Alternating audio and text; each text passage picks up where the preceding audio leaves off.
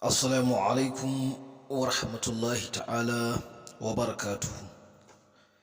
الصلاة والسلام على أشرف الأنبياء والمرسلين سيدنا ونبينا وحبيبنا وشفيعنا ومولانا وقرة أعيننا محمد رسول الله صلى الله عليه وسلم.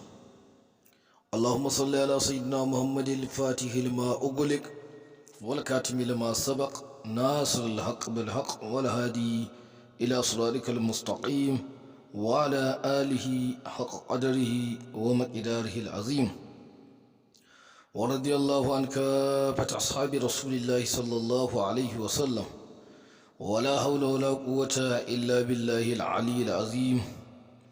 رب اشرح لي صدري ويسر لي أمري واحلل عقدة من لساني يفقهوا قولي. Amma ba'adu, yan uwa, muna muku barka da yau, muna makuwa da kuwa fatan alkhairi da fatan alkhairan da ke a cikin wannan rana mai albarka ta ranar Juma'a. Allah ya sada mu da su, Allah ya kiyaye mana akasin haka.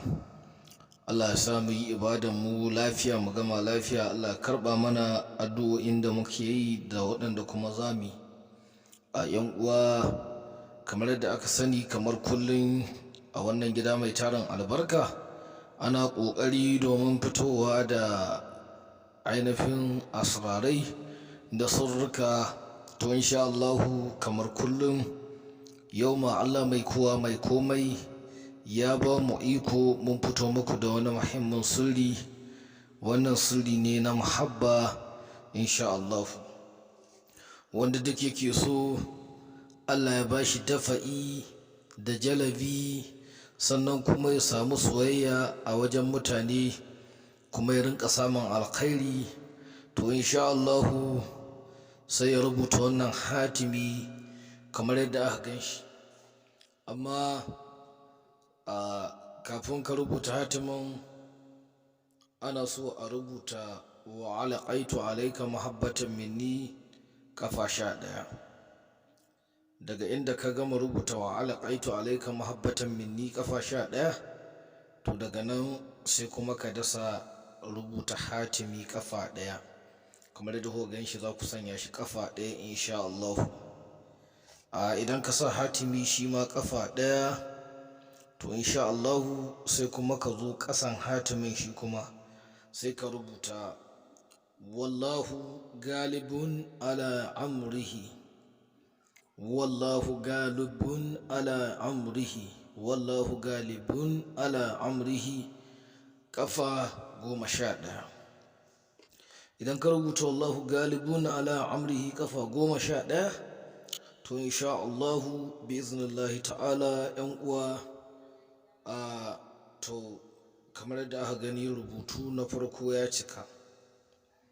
To sai ka samu ainihin farin gamo, ko ka samo janyau, ko ka hada shi da taro, janyo taro, ko ka nemo gangamau. Cikin waɗannan itatuwan dai a nemi guda a sanya. In kuma an same su duka an sanya, ba laifi, ƙarin tarin sirri ne. To insha Allahu idan ka wanke wannan rubutu yan uwa, sai ka rinka ɗebo wannan gari kana zubawa kana sha. Sai ka ɗebo ka zuba ka haɗe shi ka motse sai ka sha. To yan uwa, za ka yi wannan sirri tsawon kwana 7 bi idnillahi ta'ala. Farkon cika sirri kenan, a yi shi sati guda ana yi bi idnillahi.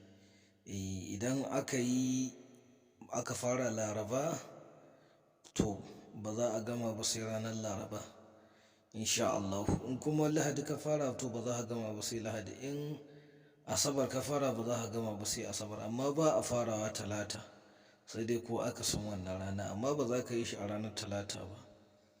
To idan ka aikata wannan sirri kamar yadda ake gani, insha Allah ta'ala bi iznillahi za a samu soyayya da muhabba.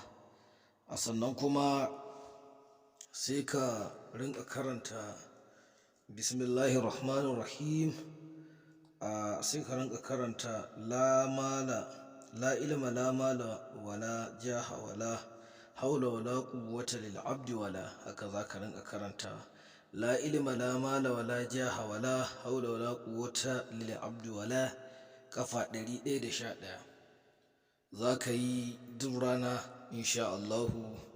To yan uwa, in ka yi haka to insha Allahu za ka samu cikakken farin jini, za ka samu surrin jalabi cikakke, za ka samu dafa'i kuma Allah zai kiyaye ka insha Allahu. Za a samu alkhairai saboda karancin lokaci da kuma dibawa ga 'yan uwa, saboda gajiyawa sai muke takaita wannan bayani a nan. Sauran masu neman ƙarin bayani sa iya tuntuɓar mu ta wannan namba kamar haka.